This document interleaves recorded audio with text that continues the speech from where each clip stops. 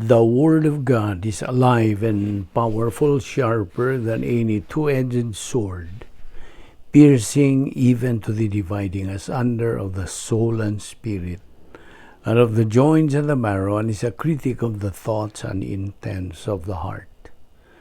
All Scripture is God-breathed and is profitable for doctrine, for reproof, for correction, for instruction in righteousness, that the man of God might be mature, thoroughly equipped unto all good works. Study to show thyself approved unto God, a workman that needeth not to be ashamed, rightly dividing the word of truth. 2 Corinthians 5:21, God made him who knew no sin for us, that we might become the righteousness of God in him. Jeremiah 33, verse 6, Behold, I will bring it health and healing. I will heal them and reveal to them the abundance of peace and truth. Isaiah 53, verse 5, But he was wounded for our transgressions, he was bruised for our iniquities. The chastisement for our peace was upon him, and by his stripes we are healed. 1 Peter 2:24, Who himself bore our sins in his own body on the tree, that we, having died to sins, might live for righteousness, by whose stripes you were healed. Psalm 107, verse 20, He sent his word and healed them, and delivered them from their destructions. Psalm 30, verse 2, O Lord my God, I cried out to you, and you have healed me. Jeremiah 17:14, Heal me, O Lord, and I shall be healed. Save me, and I shall be saved, for you are my praise. Before we start our Bible study today, gikinahanglan ang atong nandan nga subayanon nga mao ang paggamit sa prinsipyo sa 1 John 1:9, the rebound technique, recovery technique. Kaya nagaingon kini sa English, if we confess our sins, He, God, is faithful and just to forgive us our sins and to cleanse us from all unrighteousness. Alang kanimo igalang, wala pa'y kaluwasan. Tumuo ka kang Ginoong Hesus, ug ikaw maluwas. Acts 16:31 nagaingon, Believe on the Lord Jesus Christ, and thou shalt be saved. Busa, magampot karon sa hilom, agi pagandam sa atong tagsa kakalag. Let us pray. Magampot, balaan na mo nga Diyos, nagampasalamat kami kanimo, nininglain sa mga adlaw, nga imong gipadangat kanamo, buhi pa kami sa among lawas, kini umikan lamang sa imong gugma, imong kaluoy, sa imong kortisya, o sa imong grasya. Dili kami takos nga bubuhi pa gani, panikaw matinuwanon magayon sa among mga saalo gani, ang imong plano nagalihok paman sa among tagsa kakinabuhi ng imong mga anak. Ubani kami karon sa among pagpadayon, sa pagtuon sa imong balaang pulong, pinagi sa pagtudlo ka na mo sa balaang Espiritu Santo. Kining tanan among ipasalamatan sa ngalan ni Ginoong Hesukristo, among bugtong manluluwas. Amen. Maayong adlaw sa tanan natong mga subscribers, fellow believers in Christ, kaninyo mga bag-o, welcome kaninyo. Giabi-abi kamo. Hinaot nga kamo magabaton sa pagmapausanon ngadto sa Dios sa iyang otoridad nga maong pulong niya, o kaninyong mga isig ka magtutuo, fellow believers. This is it. Padayon ta sa atong adlaw-adlaw nga spiritual momentum, kay agi kini sunod sa 2 Peter 3:18, grow in grace and in the knowledge of our Lord and Savior Jesus Christ. Okay, padayon ta sa atong gibiyaan kagapon. Oh, by the way, kaya nga atong title, mao gihapon, How to be a victor rather than a victim in life. Kung saan na ito pagka madinaugon, inay nga kita mapildiro ni ining kinabuhiya. So, mo na itong gisgutan. And besides, we have already taken up the basic things like nganong buhi pamanta, nganong niya manta dinhi, kalibutan, all of those questions ato nang ginatubag. Okay, so karon atong ipadayon ang atong giisgutan. Let's talk about atong miaging simana nga atong gisaulog ang Simana Santa o didto atong gituki bahin kadtong giagian nga kasakit sa atong Ginoong Jesucristo. So, let's talk more about our Lord's being the second person of the Trinity. Siya ang ikaduhang sakop sa balaang Trinidad. Okay? Our Lord Jesus Christ, at the point of virgin conception, sa pagpanamkon niya, nga birhen nga pagpanamkon, o ang iyang pagkatao nga birhen. O niya, mi kabot siya sa mga katluan ka mga tuig. Human yadto, he went to the cross. Ato naman kanang giat-at. Ato gihapon kining labason sa atong panumduman. Now, on that cross, si Ginoong Jesucristo gibutang nila, gibitay nila, lansang nila gikas alas 9 sa buntag, after he had been up all night, tibok gabi. He had been through 3 religious trials and 3 civil trials. Miyagi siya nini. Now, sa religious trials, why defense attorney for the defendant? Wala. Wala kanang laban kaniya. And in fact, there was violence in the courtroom. Now, ang huwes niya itong maghuhukom was prejudiced. The court was prejudiced. So, ila siyang gisumbag, gikulata, gibunalan, gipasakaan siya, bakak ng mga sumbong, gibutang-butangan siya. So he was falsely accused. He was slapped, he was beaten, he was spit on. Giludaan nila, bisa unsan na lang ilagi, himo sa pagbugal-bugal sa atong Ginoong Jesucristo. This was what our Lord went through prior to the cross. So, pa siya mo kanang malansang dito sa cross. Now, the system of Jewish jurisprudence under the Mosaic law completely broke down, lost its objectivity. Now, in fact, there was distortion of law, violence, nga kanang kagubot, kanang kapintas dito. Now, the 3 civil trials were scams. Okay? Only used by the Jews to become the instrument of railroading this innocent person to death. Kini si Ginoong Jesucristo.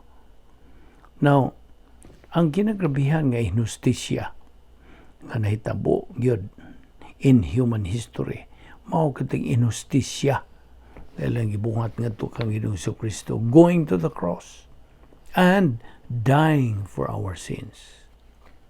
Now, the innocent person paid the penalty for the rest of us. There was total injustice. Gusto? Og busa, sa dihang ilan na ginlansang si Ginoong Jesucristo dito sa cross, gikas alas 9, sa buntag, ibugal-bugalan siya for 3 hours. He was taunted for 3 hours. Ilang gingon, kung ikaw mao ang Kristo, Kanaog diha sa cross, og luwasa ang imong kaugalingon. O ito ilang kanang sulti nga tukang Diyos Kristo. Now, if you could have done that, He would not die for our sins and saved us. Gusto? Dili. And at 12 noon, sa untong tutok, ang Diyos ngamahan took all the sins of the human race o gidakdak ngadto tanan ngadto kang Ginoong Kristo. Dito, gihuho. Now, He began bearing our sins. He entered spiritual death. Moto, nayagom na siya sa espirituhan o kamatayon. O nimo kung sibot pasabot ng spiritual death. Dili kayang espiritu namatay, kung dili naimulag na siya sa Diyos. Now, tungod kinapuno naman siya sa atong mga sala. He was in spiritual death for how many hours? 3 hours. Gika sa alas 12 sa udto, ngadto sa alas 3 sa palis. 3 times in the Garden of Gethsemane, iyang giampo kini, Amahan, kung mahimo, ipalabay kining kupang ikan kanako. Apan dili ang akong kabubuton matuman kung dili ang imuha. Katugid niya ito iampo. Father, if it is possible, let this cup pass from me, but not my will, but thine be done. Nanas Mateo 26:39. And as he anticipated the cross, as ang Lucas 22:44 nag-ingon, the perspiration on his face was so heavy. Labihan sa kabugat nitong singot gikan sa iyang naong. It was like drops of blood falling. Sama sa kanang tino nga kanang dugo. Thickened clots of blood falling through the ground. Apan ang tinuod paminaw. Wa siya singta og dugo. No, he did not perspire blood. Bantay na. Kanang himatik din na. Note that. Okay?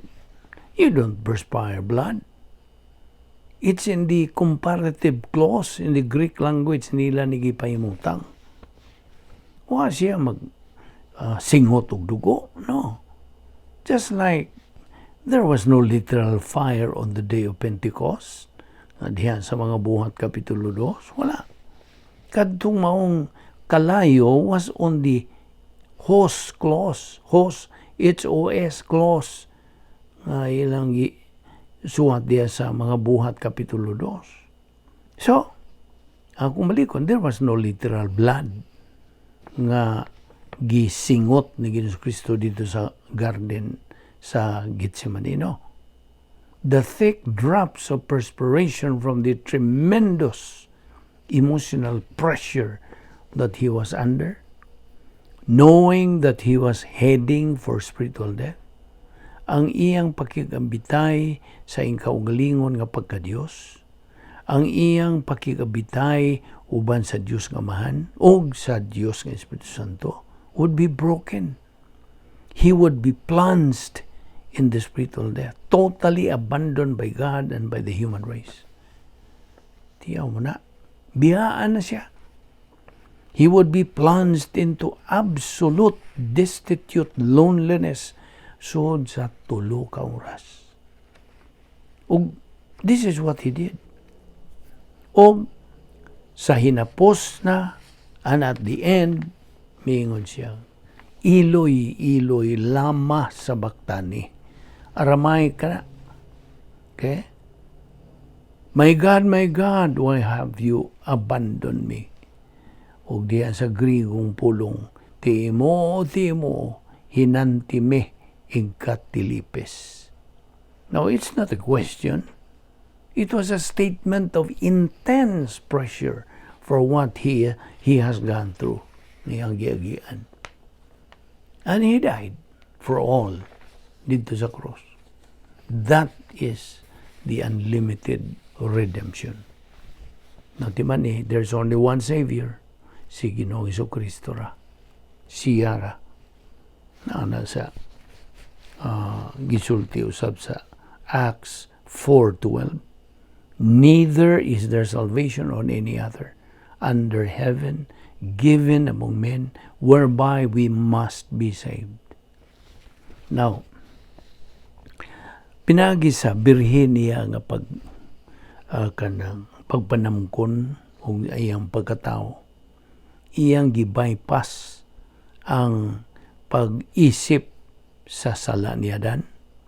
Kaya man siya manag-iya o kinaya magasasala tungod sa iyang hingpit nga positibong kabubuton. He never committed an act of personal sin. Wag yun siya makasala. Bisag gamay. Wala. This adds up to the fact that diha sa iyang pagkatao in his humanity, hingpit siya nga pagkamatarong. Ug kana mo'y nagakwalifikar kaniya to be the Savior. Kasabot ka? He satisfies the demands of the character of God. That the one who paid the penalty for man's sin had to be a perfect spiritual character. Hingpit nga pagkamatarong, ug si Kristo was like that in his humanity. Nakasunod ba kanini? Kasabot ka ba? So there is no other member. Walay bisag kinsang sakop sa kaliwatan sa tao who has ever been like him. Sama gides Kristo.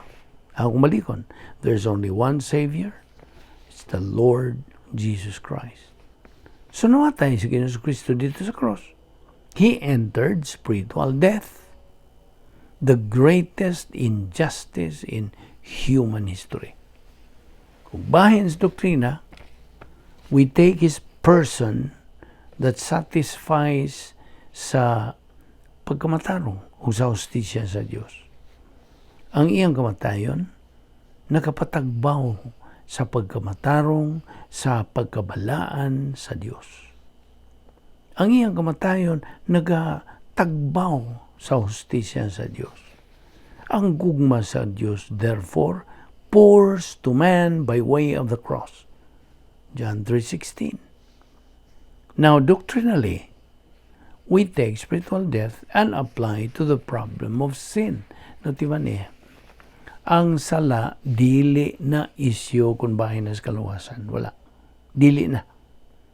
Unsa magyod ang isyo? The issue is the Lord Jesus Christ. What think ye of Him? Sa may mong huna-huna, bahin ka niya. Again, it is a matter of appropriating God's provision of salvation. Pagtuo lamang kang Kristo lamang. Maura na ang atong sundon kay mao ka na mando o tugon o kanang kabubuton sa Dios. You see? So mao na nga, well, tukbil na butag bahin ini mga basic things nga bahin sa karon nga magtutuo ka na mihimo ka mag labing manungdanong desisyon sa tibok mong kinabuhi. Ang desisyon sa pagtuo nimo kang Ginoong Kristo ang imong manluluwas, so ikaw naluwas. Okay? Nahimo ka ng anak sa Dios, nahimo ka ng bag-ong binuhat, gisuluban ka na sa pagkamatarong sa Dios, gitimbrihan ka na sa Espiritu Santo, nahimo ka ng namatarong sa tubangan sa Dios, dili na ka hinukman, unsa pa, imo nga suwat na dito sa Lamb's Book of Eternal Life, tagalangit ka na, di na ka taga dinhi. Langiyaw na lang ka dinhi.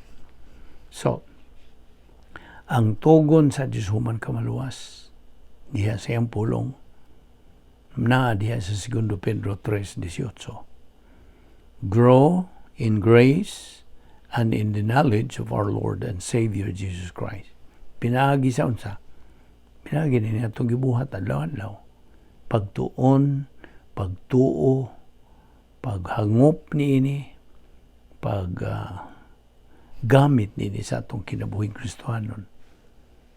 You see, mauna ang kabubuton sa Dios. Pagtuon sa pulong sa Dios. Now, unsa main purpose of studying God's Word. Mao ba na ang giingon nila nga aron ka hanas o hiniti ka na sa Biblia, aron mapopular ka o niya, you become later a celebrity. Daig ng mga tao yung kuyaw ni siya matudlog Biblia. Mao ba? No.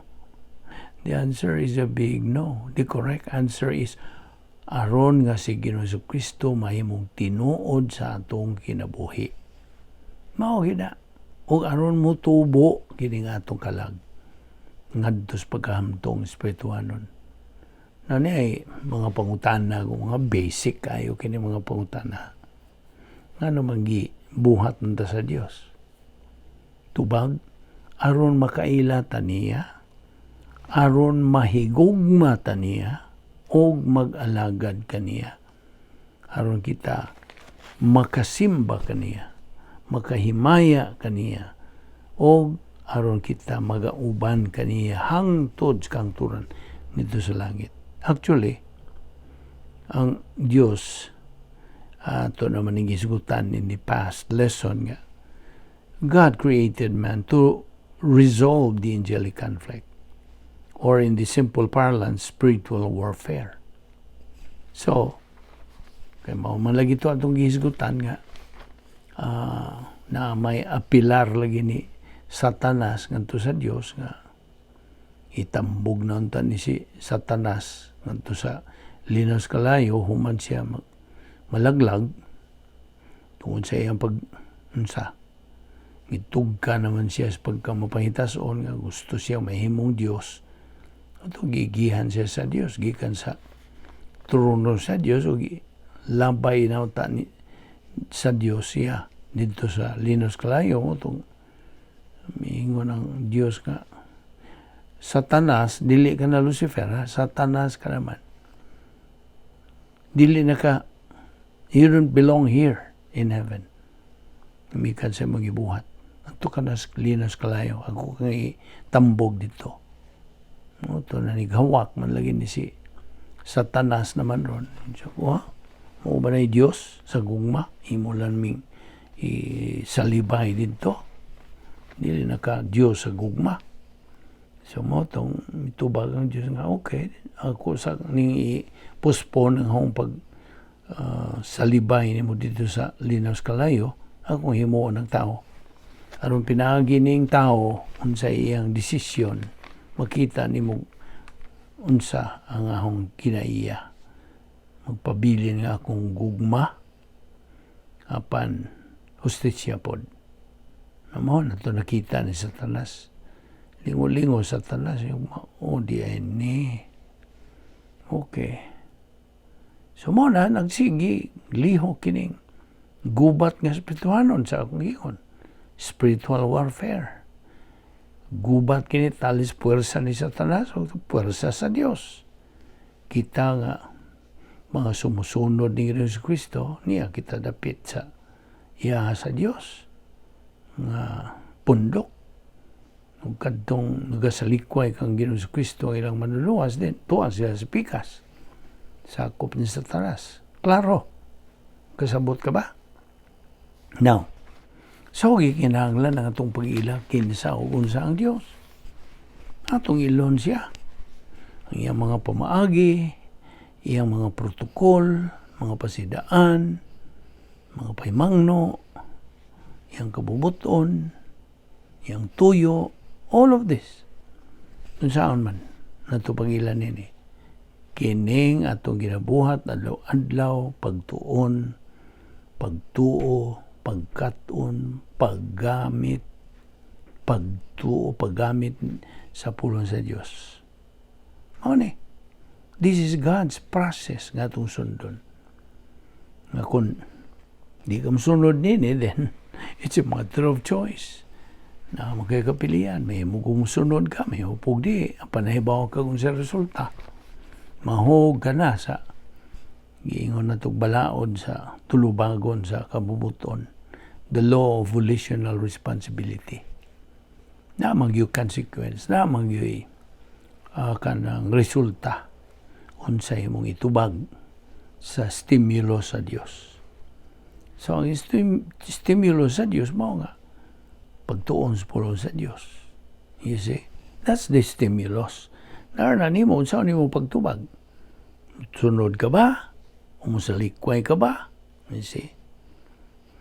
So, how do we know God? Unsa ang to pagilagkin sa unsang Dios? Pinagis pagtuon sa iyang pulong. Kaya di naman pinagis mga kanang makita, mga milagro, mga dili kasagarang mga kanang pagkita by vision, no more. Tungod kay ang Biblia kumplito naman, hingpit naman. Kaniya tungod pang Biblia mo na ilang pagpakita sa Dios. Okay? So, pagtuon, pagtuo sa pulo sa Dios on a daily basis. Kung pinagi ni we will know who and what God is. Mailan ang kinsa o unsa ang Dios. Atong mailan ang iyang plano, iyang kabubuton, iyang tuyo sa atong kinabuhi. Atong mahibaw-an kinsa og unsa kita sa iyang atubangan.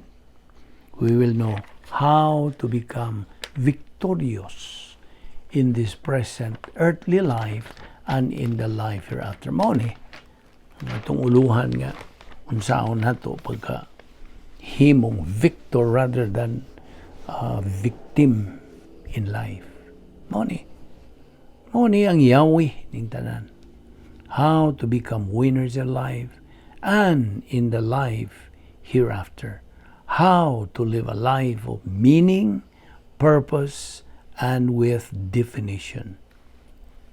Yeah. Of course, bahin na niini, part of it, how to become saved. Unsaon man pagkaluwas nato. How to get saved.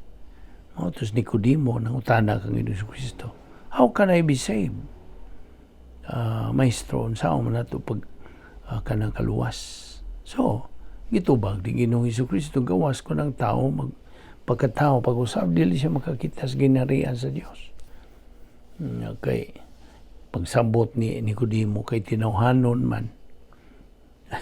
Sumingon siya, you mean to say, nga balik ta sa tagwanggan sa itong inahan. No?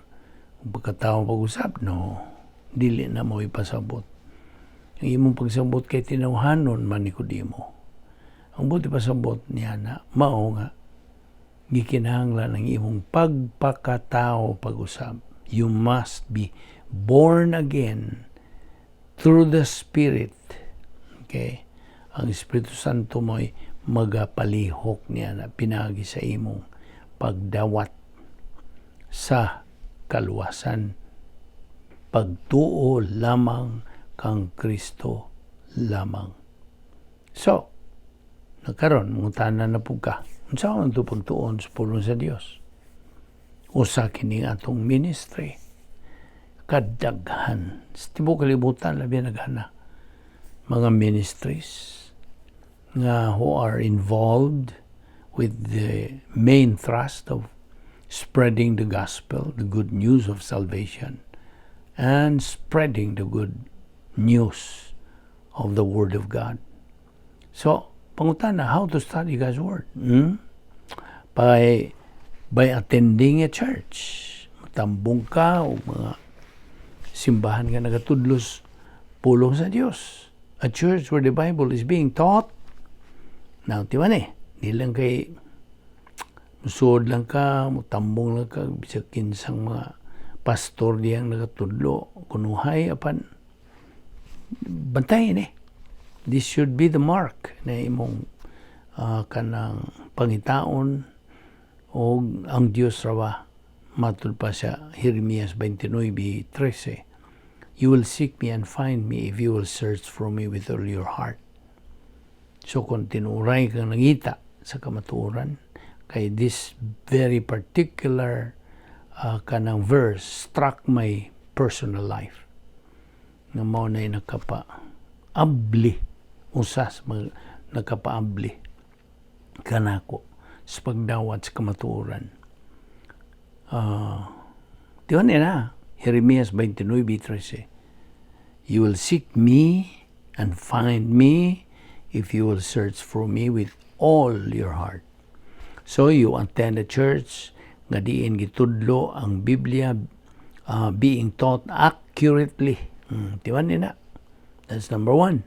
Accurately meaning why sambog kana. Okay? No mixture of kanang mga mini. It should be accurate, consistently, persistently. Ang pasabot na ko, by attending a church where the Bible is being taught accurately, consistently, persistently, frequently, intensively, but expositorily, isagogically, categorically, and exegetically.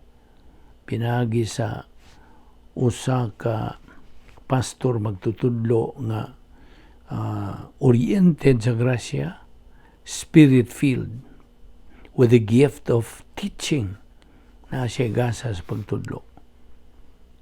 Now, of course, timan nga, dili ka magkakatuon sa pulong sa Diyos, pinagi lang sa pagbasa sa Biblia.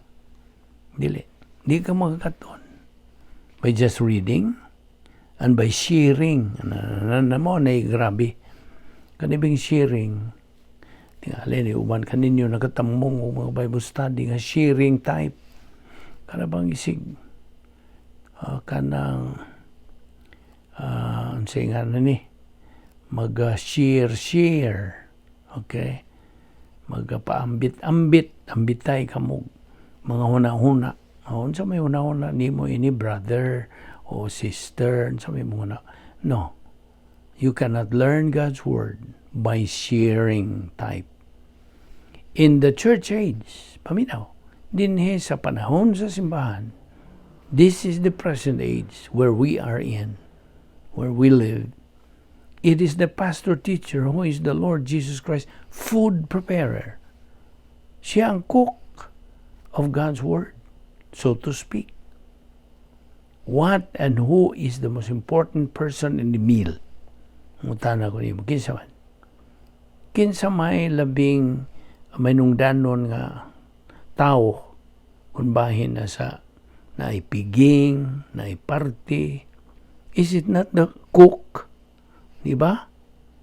Ang tingluto.